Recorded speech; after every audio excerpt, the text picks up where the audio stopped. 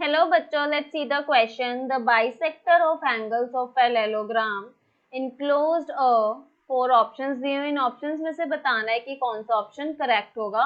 और यहाँ पे हमने फिगर बना ली एक पैरेललोग्राम की जो कि एंगल्स बाइसेक्ट कर रहे, इस तरह की फिगर बन रही है EFGH। ये फिगर बतानी है कि ये कौन सी तरह की फिगर है। तो सबसे पहले हम यहाँ पे की कंसेप्ट लिख लेते हैं जो हम इस क्वेश्चन को सॉल्व करने के लिए यूज करेंगे।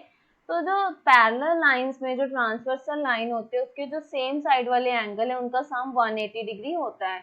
सम ऑफ एंगल्स ऑफ सेम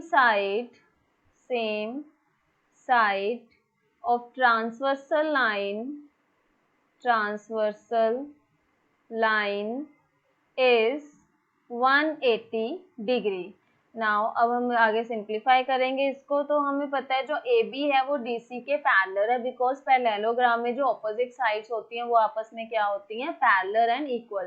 तो AB is parallel to DC, इसमें AD को हम क्या ले सकते हैं, transversal line. AD is transversal line. अगर AD ट्रांसवर्सल लाइन है तो इसके जो ये इन साइड वाले एंगल्स हैं उनका सम कितना हो जाएगा, 180 degree. So angle A plus angle D is equals to 180 degree. This is equation 1। अब ये जो एंगल्स हैं, ये जो लाइन है, ये हमने क्या की है, बाइसेक्टर है।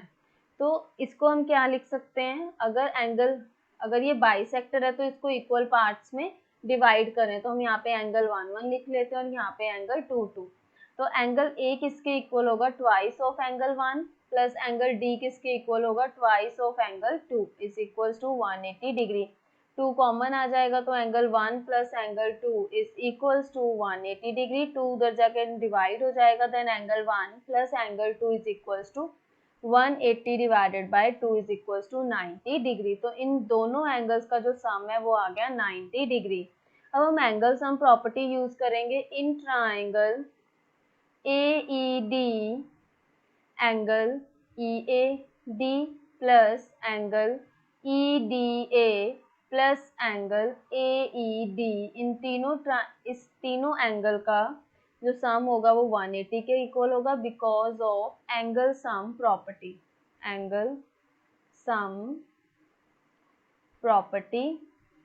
अब EAD EDA इनका जो हमने सम निकाला है वो हमारे पास कितना आया है, 90 degree. This is equation from equation 2 plus AED is equals to 180 degree. तो एंगल AED की जो वैल्यू है वो कितनी आ गई, 180 minus 90 is equals two degree. तो अभी यहाँ पे हमारे पास इसकी वैल्यू, E की जो एंगल है उसकी वैल्यू हमारे पास आ गई 90 डिग्री, ये वाली। अब हमें पता है जो ऑपोजिट एंगल्स होते हैं, वर्टिकली ऑपोजिट एंगल, वो आपस में क्या होते हैं, इक्वल। तो हम यहाँ पे लिख सकते हैं angle AED is equals to angle FEH which is 90 degree, जो कि अभी हमने यहाँ पे निकाला है।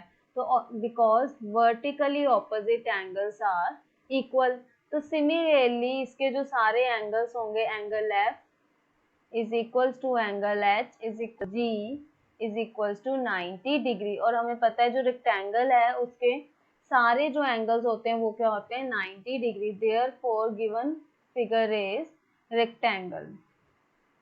So answer is rectangle. Option number C is correct. I hope you understood well. Best of luck. Thank you.